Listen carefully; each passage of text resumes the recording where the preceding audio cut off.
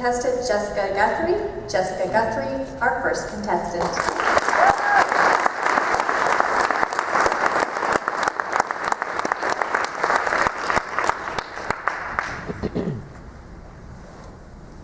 Lust! There's an attention grabber, right? We thought, what's he talking about? Wants, desires, no, leaky underground storage tanks. Madam Contestmaster, fellow Toastmasters, welcome guests, and especially Dr. Shahanahay. This was a beautifully put together speech, and it really made me wonder, lust, what's that about? And while you're thinking wants and desires, well, there's some things I want and desire Dr. Shahanahay to continue when he continues his speaking career. First of all, one of the things I really liked about his speech is he took command of the stage.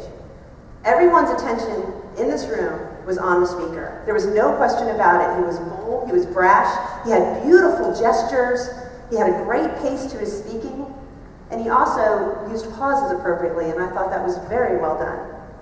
His organization was really easy to follow, humorous all the way through, obviously. I love that he started with the problem, he then went to what's the history of this issue, he then said what's the damage that can be caused, and then he finally finished with what you can do about it. All the while, interspersing humor as he went through that organization. He actually taught all of us something about lust that maybe we didn't know before.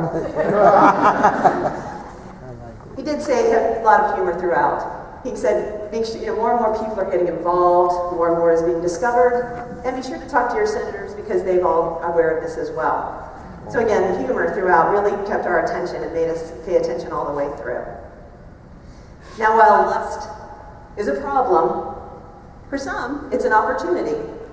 And I think there's some opportunities and things I'd love to see Dr. Shahanahay include in his speeches going forward. One is, he did wonderful gestures. He had a lot of attention-grabbing moves. However, when he wasn't moving, he clenched his hands right here. I don't know if you noticed, because it actually didn't seem that distracting, but it did occur quite frequently. My suggestion is put your arms at your side. It's very difficult to do. It's something you really actually need to practice. It's a good thing to practice in front of a mirror. And you get used to putting your hands here when you're not gesturing. And then you move, and it makes it even that more profound when you actually make those movements. Secondly, one thing that I thought could actually help with his speech here is the tone. He was actually very high-pitched throughout most of his speech, and almost every sentence ended on an up note. And what I would suggest is sometimes when you whisper, you can get a lot more attention. And it's quite lustful, so it adds. And then finally, I wanted to mention movement. While you had complete command of the stage, I thought there was an opportunity to actually use the stage to bring your message even more to life. You could either use it chronologically, so pace yourself. When you're talking about the problem, be over here. Then you chronologically lead us through time, and then what can we do about that issue?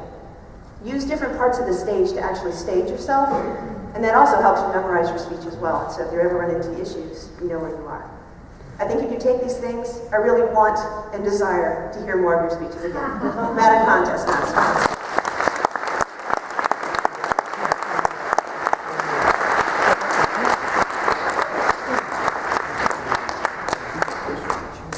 Timers, may we have 1 moment of silence on the timer for the judges to complete their task?